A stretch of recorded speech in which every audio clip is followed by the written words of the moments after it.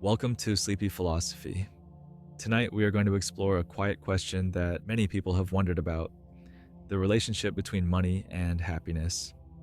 I'm glad you're here for another gentle story, one that brings together calm reflections from different philosophers and invites you to rest and think softly about what makes life truly good.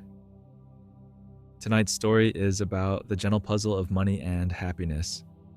For as long as people have gathered and shared their thoughts, they have quietly wondered: does having more money lead to a happier life? Or is contentment found elsewhere? We'll listen to the ideas of philosophers from different times and reflect on what they have discovered about wealth, joy, and the things that matter most. If you enjoy these peaceful stories and thoughtful questions, I would be grateful if you liked or subscribed. It helps this calm community grow and makes it possible to share more gentle philosophy with others. I also love hearing where you're listening from, so feel free to share in the comments below. Now let's turn quietly to tonight's story. Tonight, we will move softly through ideas and reflections shared by philosophers across history, each quietly asking what really brings happiness. Is it wealth, comfort, or something simpler? Together, we'll explore their gentle wisdom and see how these questions can help us think about what makes life feel rich and meaningful in our own quiet ways. Imagine a small home in the quiet of evening. Soft light glows from a single lamp, casting gentle shadows across the room. Outside, the world has slowed down, and there is a sense of peaceful comfort in the simple things: a warm drink, the hush of a familiar space, the gentle creak of a chair as someone settles in to rest. The air is calm and still, and each detail feels quietly enough. Or picture a gentle walk through a busy market, where the air is filled with the sounds of soft conversation and the sense of bread and fruit. People move from stall to stall, sometimes searching for something special, sometimes just enjoying the calm rhythm of daily life. In both places, whether in quiet solitude or gentle company, there is a feeling that happiness can be found not just in what we have, but in how we notice and cherish the simple moments that surround us. In these peaceful scenes, it becomes easier to reflect softly on what we truly desire. Sometimes we dream of comfort or wish for a little more, hoping it will bring lasting happiness. Other times, a small pleasure or a quiet moment seems to be enough. The world is full of gentle comforts, familiar places, warm meals, or the simple feeling of being at home. Tonight, we'll move gently through the thoughts of philosophers who wondered about these same questions. As we listen, there is no need to judge or hurry, just a quiet invitation to notice what brings a sense of ease and to consider what happiness might mean for you in all its different and gentle forms. Long ago, in a corner of ancient Greece, there lived a philosopher named Epicurus. He did not seek out grand palaces or the company of the wealthy. Instead, he created a small, peaceful garden just outside the busy city. It was here, surrounded by quiet plants and shaded paths, that Epicurus gathered a few close friends to talk about what it means to live well. Epicurus taught that happiness was not found in the pursuit of riches or endless luxury, but in simple pleasures and gentle friendships. He believed that the desire for more money, more possessions, more success, could lead to anxiety and restlessness. Chasing after wealth, he said, often distracts us from the small joys already within reach. For Epicurus, real contentment came from appreciating the present moment and being satisfied with enough. He would sit with friends, sharing bread, cheese, and laughter, and remind them that true wealth is measured not by gold, but by the quiet comfort of ordinary days. He encouraged people to notice the taste of a meal, the warmth of sunlight, or the softness of a peaceful evening. He believed that by limiting our desires and being grateful for what we have, we open ourselves to a deeper, steadier happiness. Epicurus also understood that fears about the future, especially the fear of pain or loss, can make us forget the simple pleasures that are here now. He suggested that by letting go of endless wanting and learning to find peace with what is already in front of us, we might discover a calm joy that does not depend on wealth at all. Even today, the quiet lessons of Epicurus linger. His gentle wisdom reminds us that happiness often comes not from gaining more, but from wanting less and from cherishing the small, ordinary things that make each day quietly good. In the busy world of ancient Rome, another gentle voice spoke about money and happiness. The philosopher Seneca was born into wealth and privilege, but he spent much of his life reflecting on what truly matters. As a Stoic, Seneca believed that real freedom and peace of mind come not from what we possess, but from how we relate to our desires. Seneca wrote that no amount of money could bring lasting happiness if a person's heart is always restless for more. He observed that people who chase after wealth often become anxious, always fearing loss or disappointment. True contentment, he taught, is found by learning to want less and by discovering that our needs are often much smaller than our wants. He encouraged his friends and readers to practice gratitude for what they already had and to welcome challenges as chances to grow in wisdom and strength.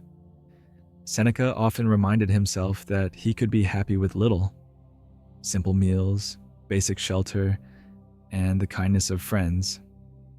By focusing on the things that cannot be taken away, like character, friendship, and inner calm, Seneca found a freedom that wealth alone could never offer. His gentle advice was to treat fortune as a guest that might come and go, but never to let happiness depend on it. For Seneca, the richest life was one lived with purpose, kindness, and a quiet acceptance of whatever each day brings. In this way, he showed that contentment with little can bring a lasting peace, deeper than anything money can buy. Aristotle, another ancient thinker, spent much of his life gently considering what it means to live a truly good life. He looked around at the people of his time, some wealthy, some poor, and wondered why happiness seemed to reach some but not others. For Aristotle, happiness was not just a feeling, but a way of living well over time. He called this deeper happiness eudaimonia, a sense of flourishing that comes from growing into the best version of ourselves. Aristotle believed that riches and comforts could make life easier, but they were not the true source of lasting happiness. Instead, he argued that what really matters is how we live, the choices we make, and the virtues we practice, such as kindness, honesty, courage, and fairness. He saw virtue as a kind of gentle strength that helps us face both fortune and hardship with grace. For Aristotle, the good life is not measured by wealth, but by how well we use whatever we have. He encouraged people to look for meaning and fulfillment in relationships, learning and doing good for others. Money in Aristotle's view was simply a tool, useful but not enough to bring real happiness on its own.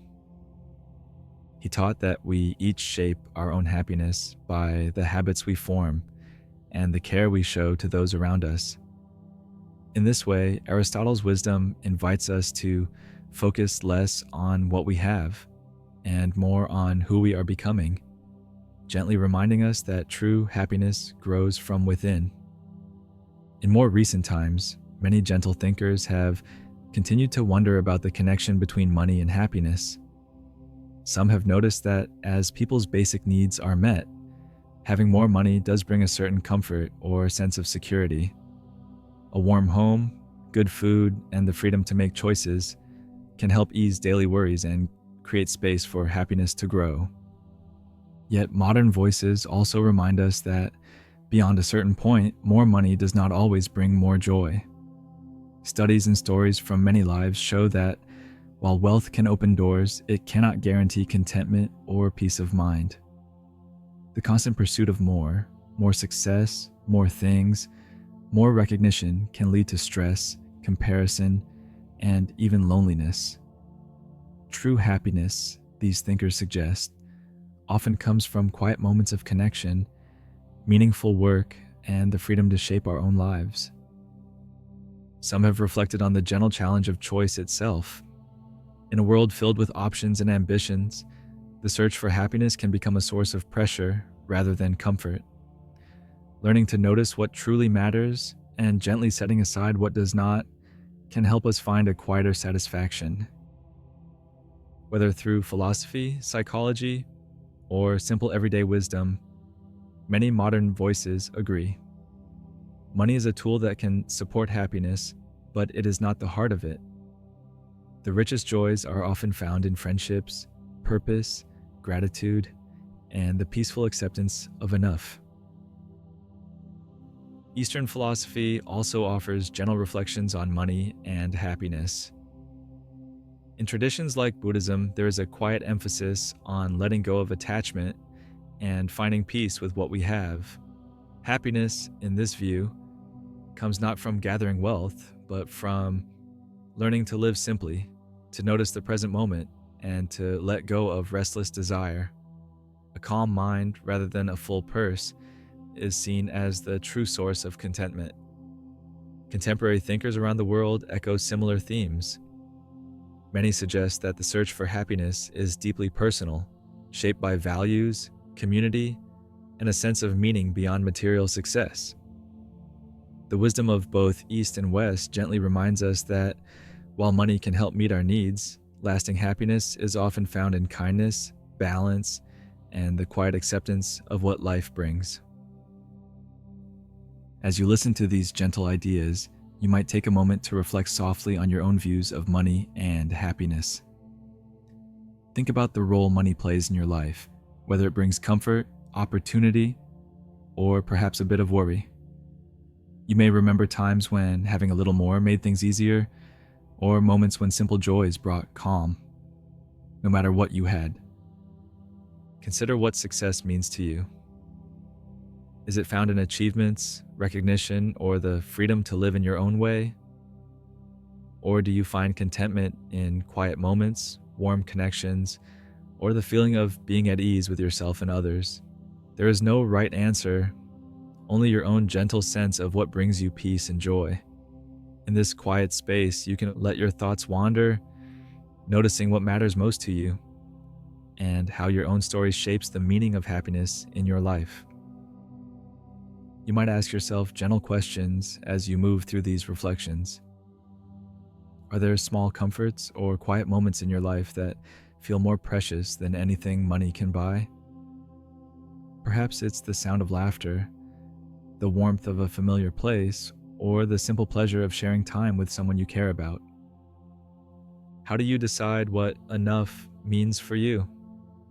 Is it a feeling of safety, a sense of freedom, or knowing that your needs are met? Or is it something softer, like having time for rest, space for your own thoughts, or the ability to notice the beauty in ordinary days? These questions have no single answer, but exploring them with kindness may help you discover what truly brings happiness and a gentle sense of contentment. As you reflect, remember that happiness can take many different forms. What brings comfort and meaning to one person may be different for someone else. Some find joy in quiet simplicity, while others are drawn to new experiences or the challenge of reaching a goal. There is no single path that everyone must follow. Whatever your journey looks like, gentle acceptance can bring a sense of peace. You can allow yourself to honor your own needs and values, and also respect the choices of others. The wisdom of philosophers reminds us that happiness is a quiet, personal discovery, shaped by each person's life, hopes, and gentle understanding of what it means to live well. As this story draws to a close, let yourself rest in the quiet richness found in ordinary moments and simple pleasures. Happiness does not always arrive with great fanfare or in the shape we expect. More often, it appears softly, in the gentle rhythm of daily routines, the warmth of a familiar place, or the kindness shared between friends. These small, steady joys often go unnoticed in the search for something bigger or more impressive. Yet philosophers across time remind us that it is in these everyday experiences that life's true wealth is quietly waiting. A smile, a peaceful evening, or the comfort of enough can bring a sense of contentment deeper than any treasure. In noticing and appreciating these gentle gifts, we may find that happiness has been close by all along. As you move toward rest, you are gently invited to remember that happiness can take many shapes. There is no single way to measure a good life, and each person's journey is uniquely their own. What brings you peace, comfort, or quiet joy may be different from what matters most to someone else, and that is perfectly okay. Allow yourself to trust your own sense of what feels right, knowing that happiness does not need to look the same for everyone. You can welcome your own story with kindness and honor the gentle rhythms that make your life meaningful in its own special way. As we finish tonight's story, I wish you peace, gratitude, and quiet contentment. May you find comfort in gentle moments, and may your days be filled with the kind of happiness that comes softly and stays quietly by your side. Whatever this day has held, may you rest with a sense of appreciation for the small joys and simple pleasures that make life truly rich. Wishing you calm, restful sleep, and the gentle hope of happiness in each new day.